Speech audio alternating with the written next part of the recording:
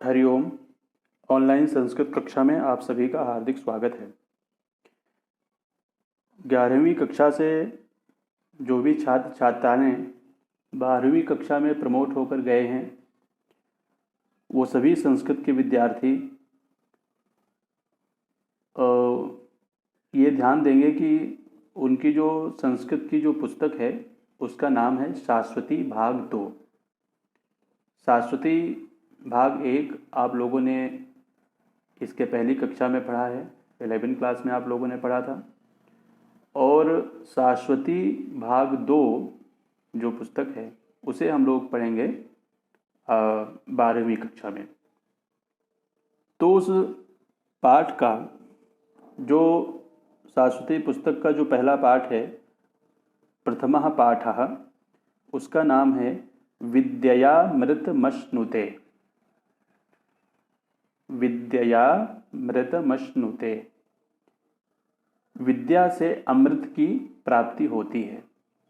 विद्या ये तृतीया विभक्ति है, अर्थात विद्या से, अमृतम अर्थात अमृत को, अश्नुते मतलब प्राप्त किया जाता है। विद्या से अमृत की प्राप्ति होती है, अश्नुते मतलब प्राप्त करना होता है।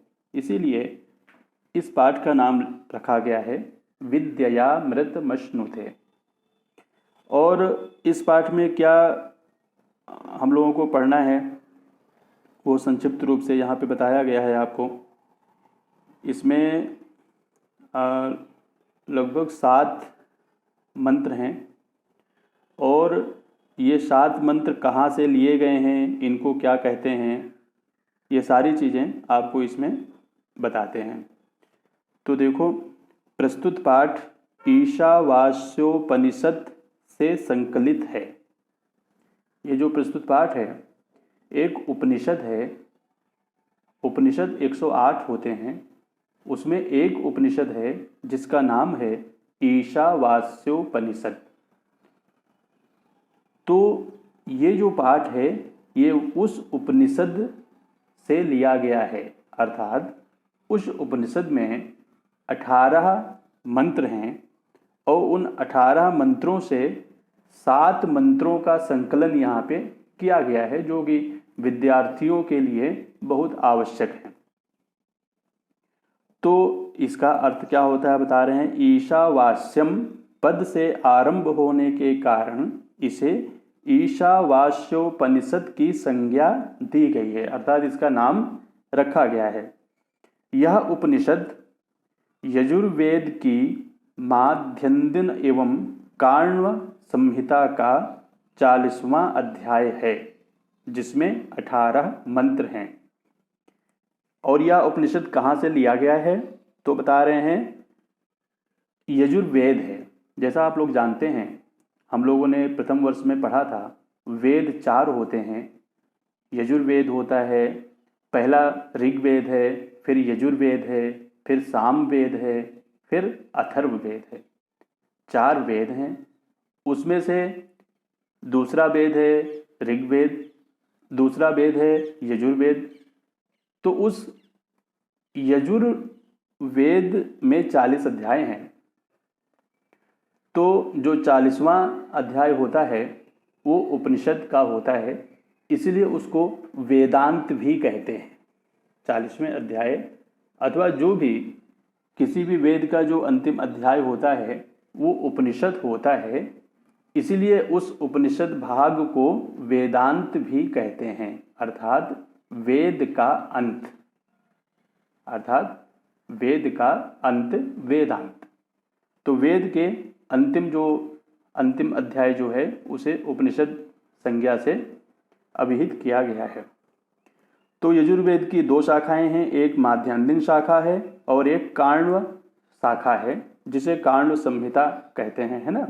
यजुर्वेद संहिता की माध्यान्दिन संहिता और काण्व संहिता 2 भाग होते हैं।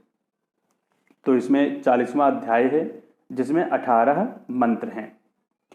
इस संकलन के आद्य 2 मंत्रों में ईश्वर की सर्वत्र विद्यमानता को दर्शाते हुए कर्तव्य भावना से कर्म करने एवं त्याग पूर्वक संसार के पदार्थों का उपयोग एवं संरक्षण करने का निर्देश है। इसमें जो प्रारंभ के जो 2 मंत्र हैं उसमें ये बताया गया है कि ईश्वर सभी जगह विद्यमान है, आप हरदम कर्म करते रहिए, है ना, और त्याग पूर्वक कर्म करिए। जैसा कि गीता में भी कहा गया है, आप कर्म करते रहिए, फल की इच्छा मत करिए, कर्मण्येवाधिकारस्ते मा फलेषु कदाचन। वैसे ही इसमें भी कहा गया है, ईशावास्यमिदं सर्वं यत्किंच जगत्याम जगत तेन त्यक्तेन भुंजीथा मा गृथा कस्य स्विद्धनम।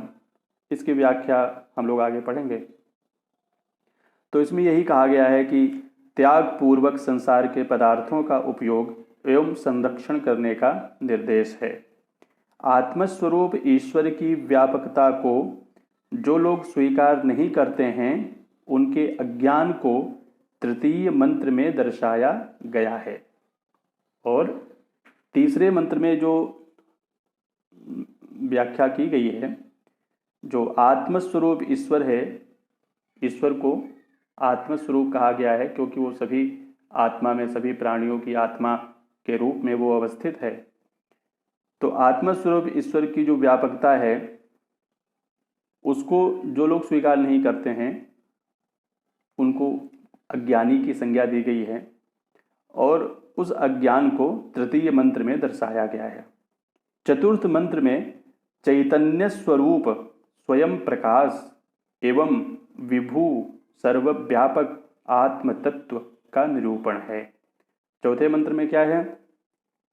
जो चैतन्य स्वरूप वाला है, जो स्वयं प्रकाश है, जो सर्वव्यापक है, जिसको विभू भी कहते हैं, विभू व्यापने धातु है, जो सर्वव्यापक है, सभी जगह रहता है, वैसा आत्म तत्व क्या है उसका निरूपण है चौथे मंत्र में।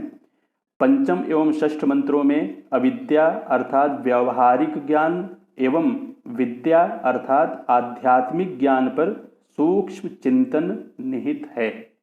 क्या विद्या है, क्या अविद्या है, इसको क्या कहते हैं, इन सब वस्तुओं का जो वर्णन है वो पंचम और छठे मंत्रों में मिलता है।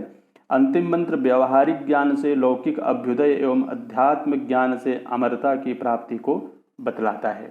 अंतिम मंत्र जो है वो व्यवहारिक ज्ञान से अपना अभ्युदय कैसे हो, अपना उत्थान कैसे हो, अध्यात्म ज्ञान से अमरता की प्राप्ति कैसे हो, इन सब चीज़ों का वर्णन है अंतिम मंत्र में। इस पाठ्यांश से यह संदेश मिलता है कि लौकिक एवं अध्यात्म विद्या एक दूसरे की पूरक हैं तथा मानव जीवन की परिपूर्णता एवं सर्वांगीण विकास में समान रूप में महत्व रखती हैं। इसके लिए लौकिक एवं अध्यात्म विद्या एक दूसरे की पूरक हैं, अर्थात लौकिक ज्ञान जिसके पास में है उसे आध्यात्मिक ज्ञान होना भी परम आवश्यक है। ये दोनों एक दूसरे की पूरक हैं तथा मानव जीवन की परिपूर्णता एवं सर्वांगीण विकास में, अगर आप चाहते हैं कि हमारा सर्वांगीण विकास हो, अगर आप चाहते हैं कि मेरा जीवन परिपूर्ण हो, तो आपको ईशावास्योपनिषद की सारी बातें ध्यान से पढ़नी पड़ेंगी और पढ़ के उसी का अनुगमन करना पड़ेगा। तो इसके बाद में हम नेक्स्ट पार्ट में आएंगे। आज के लिए इतना ही, फिर हम कल मिलेंगे। ठीक है, धन्यवाद।